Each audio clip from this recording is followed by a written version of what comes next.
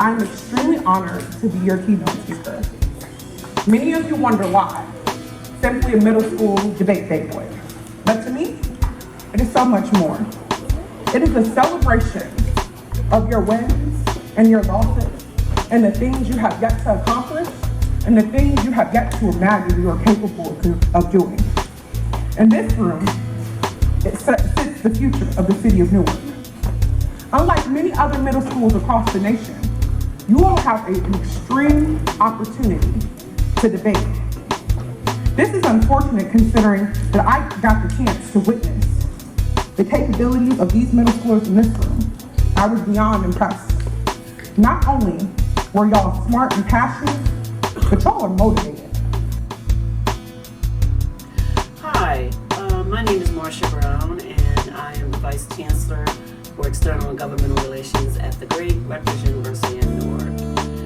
And I'm excited to talk about our great collegiate debate team.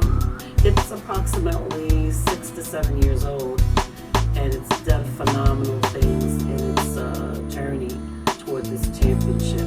We're only the second team in the entire history of collegiate debate to win the double national championship crown. Cross-Examination Trade Association, they won the championship, and 2 weeks later they won the championship of the national championship. It's only been done one other time in the entire history of American collegiate debate, and that other time also had a New York student time. You're not here at a debate, although some of you have a coach. What you're here for is a game changer. Debate in the past, and debate in every other town and city in the United States is limited to a few highly motivated students who spend sometimes up to 40 hours a week.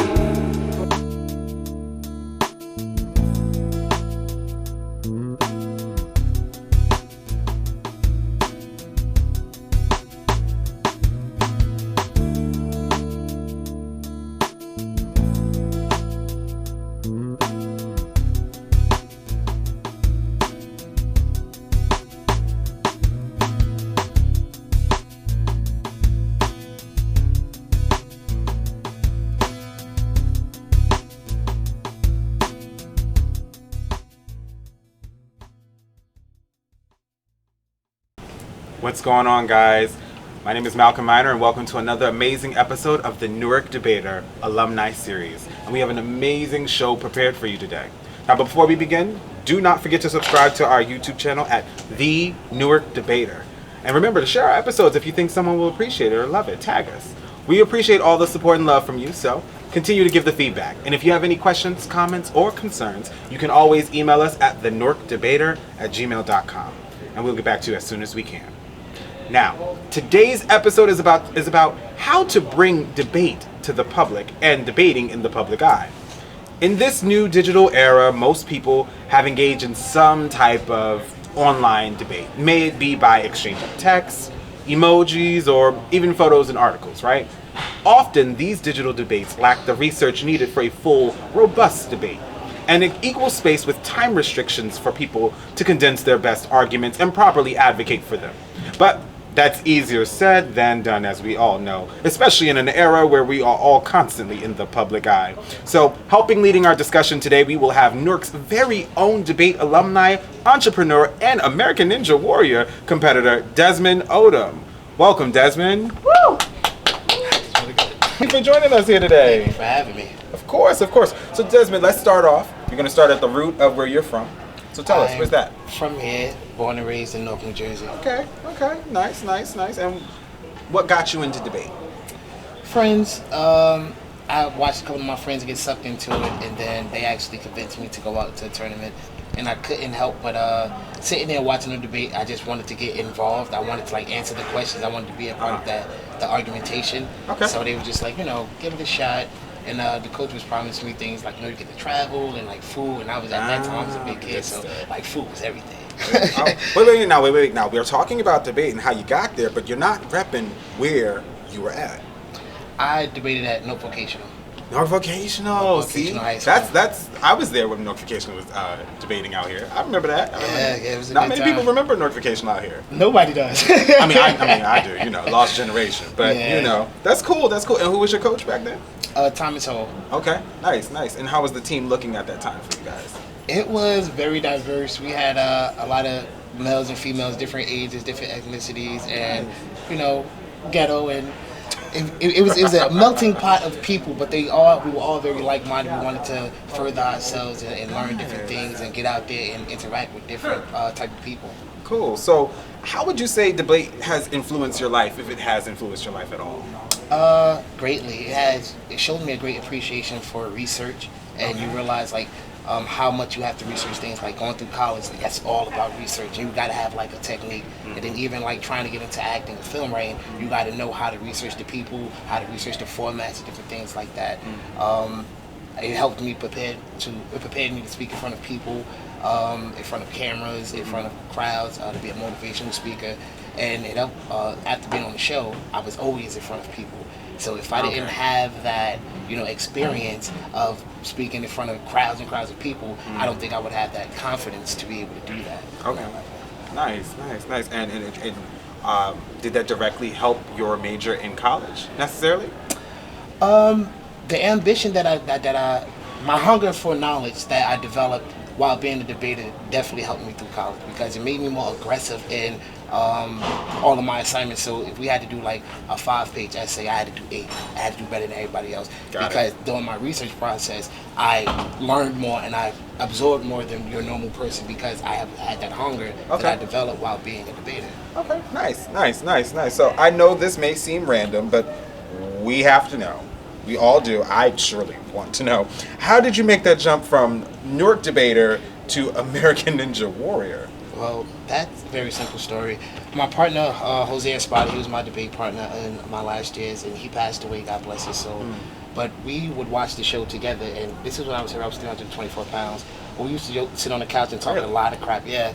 And it was just if I ever lost the weight, I'll be on the show, I'll crush it. How they losing all the obstacles, they suck, But overall, we were just really big fans of it, and that became a passion of ours. So when I lost the weight and I moved to California, it was just in his memory, I had to take the opportunity to be on the show, because that's what was big at in California. And I was like, I lost the weight, what's the excuse now? So I took a chance, I had low expectations, and I put my submission tape in, and he ended up calling me. Wow, that's amazing. So how did you feel when you got the call, though? It was a dream come true. It was just all of my hard work, everything that I put into losing the weight and to moving to California and coming. I took a lot of losses leading up to this point. I was homeless, I was overweight, I was living in my car. And at this point in my life just started to turn around. I lost the weight, I got an apartment in California. And to get that call, it just it completed the whole picture, and my life just took a complete 180. Wow. Yeah. Amazing, that's amazing. So what have you been up to since then?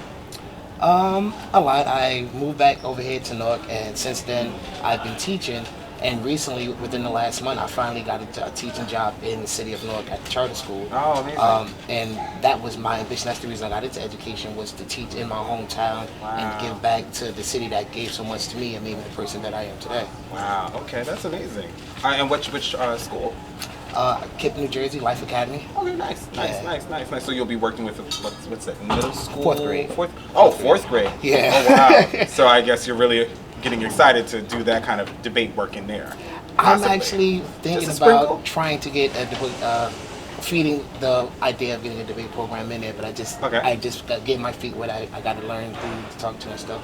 But that is something that is to look forward to. Oh, trust me, I think they want that. I think you'll be in good hands. But getting back to really debate real quickly.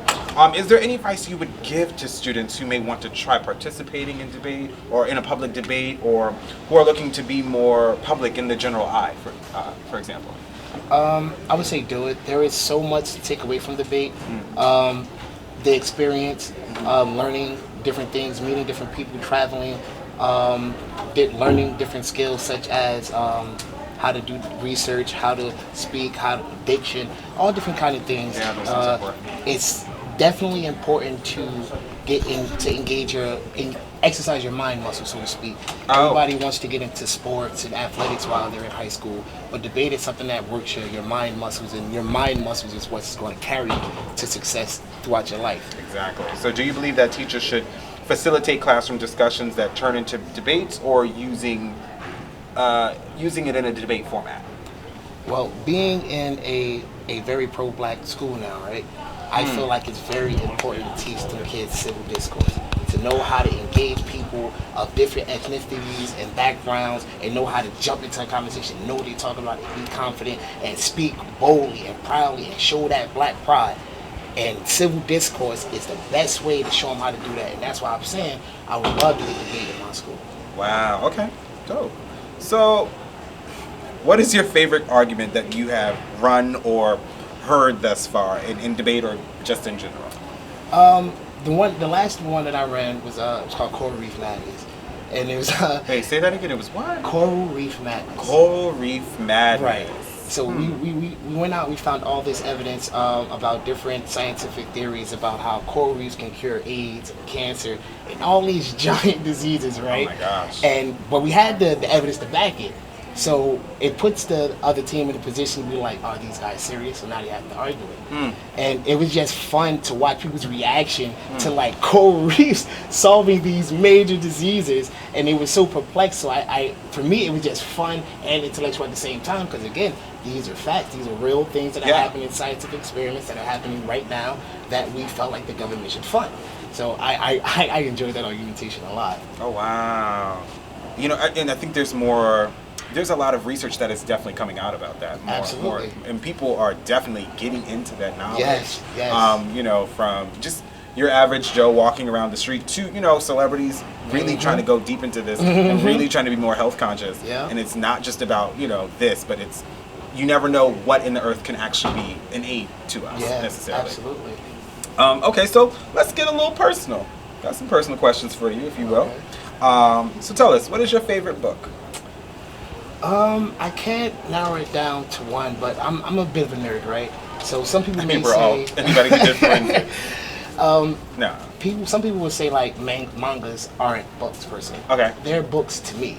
So that whole culture of Japanese writing and storytelling, it appeals to me more than, you know, your average novel, graphic novel that you would get over here in America. Okay. So if I had to narrow it down to a certain manga, I would say the Soul Eater manga. It was just it was a story about courage and wisdom and friendship and stuff. And I just really liked how the characters developed throughout that particular story. Okay. I'm not well versed in manga, but I think I've heard of that one. Possibly. I have a lot of friends who are really into it. I'm like the only person who's not into it. But it's cool though. What was the most influential book you have read then? Influential book I would have read. I would have to say, going back to nerd stuff. No, please. Please. We're all nerdy. Black Panther, his whole comic book series. Wakanda. Even going before, starting with T'Chaka, all with his father, that whole storyline was just about empowerment and being black and strong and the advancements. If we just get our mind in the right place, the things that we can accomplish. And that, as a 6-year-old reading that had to be the most influential books that I've read. Wow. We need to bring back Black Panther. Yeah, just saying. I'm just saying. So tell us, Desmond, what are your plans for the future? Right now, I really want to invest myself in the school that I'm in, invest a lot of my time in those kids and growing the minds of those kids. Because I work with the special needs children.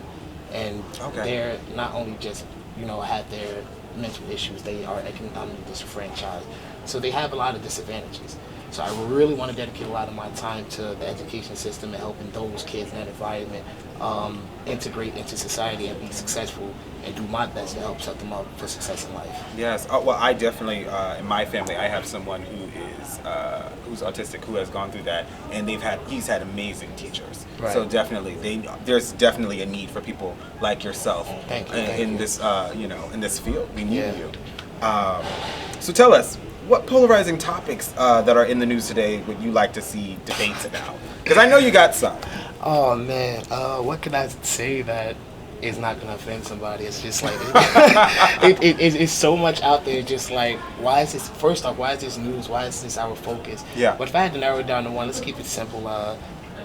Black facing. All of these companies making profit off of the products they're putting out that are depicting blackface. Okay. It's like, why are we not talking about this more, and why is it okay for them to get away with this?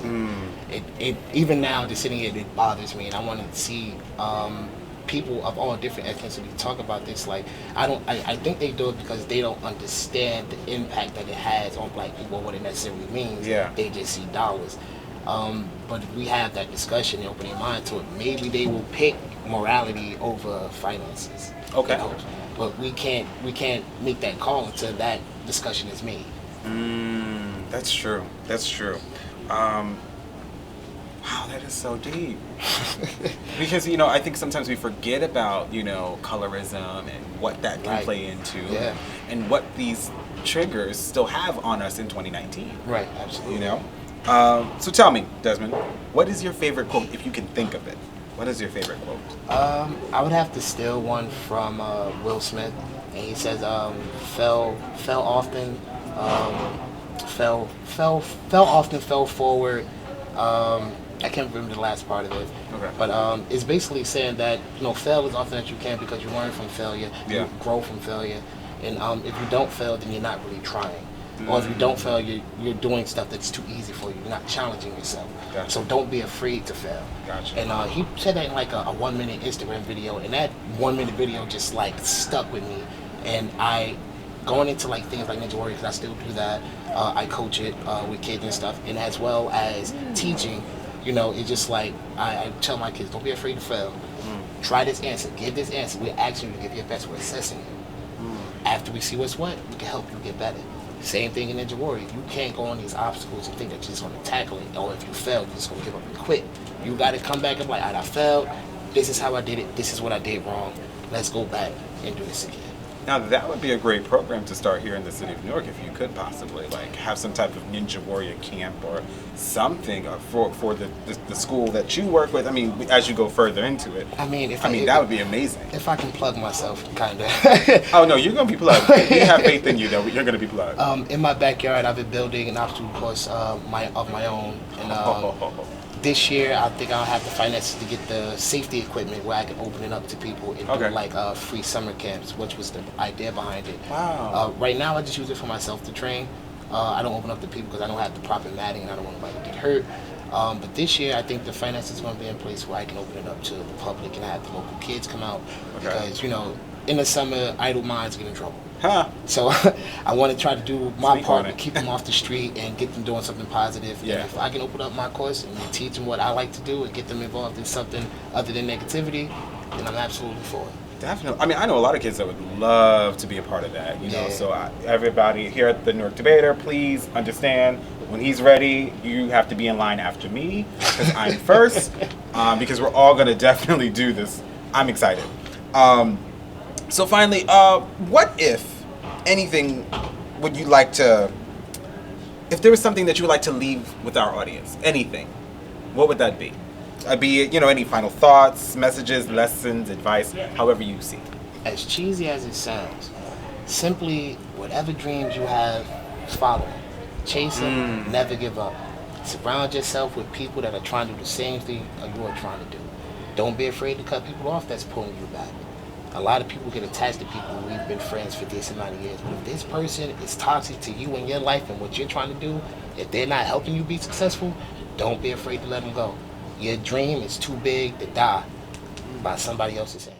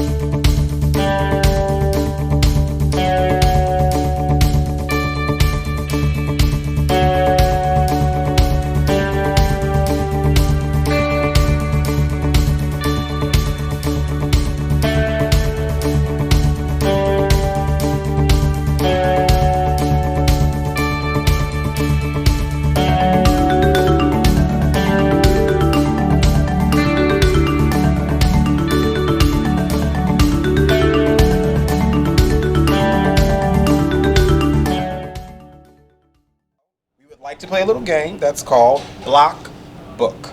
With all the recent privacy concerns surrounding social media usage, comments, violations, internet trolls, and lack of boundaries online, we are going to list a few names, and we have to decide whether or not they should be allowed to have a social media page and express themselves freely. Okay. That's virtually what happens, and why, and what might be one of their posts looks like, okay?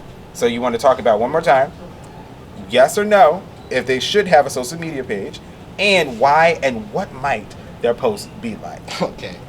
You ready for this? Are y'all ready? Yeah. All right, here we go. Hannibal Lecter. Negative. Block. Block. Block. You don't want to accept a friend Bruh, request? Can you imagine getting a post talking about how to flambe a butt? Like, Right, yeah, I know.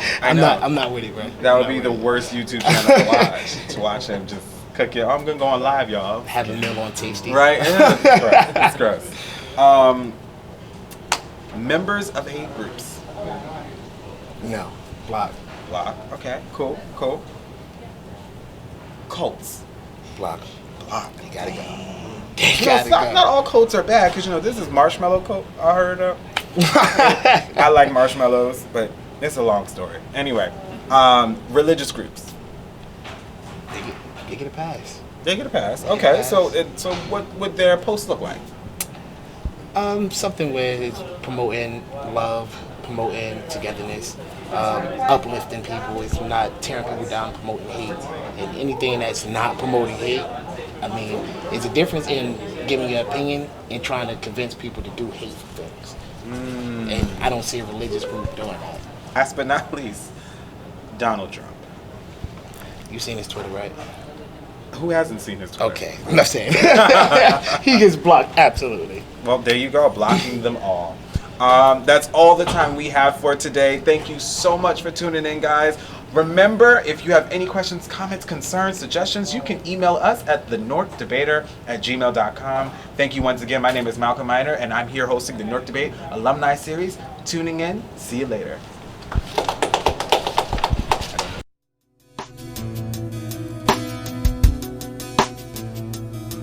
I go. I go. I go. I go. I'm really waiting for Science to say something. I go. Thank you.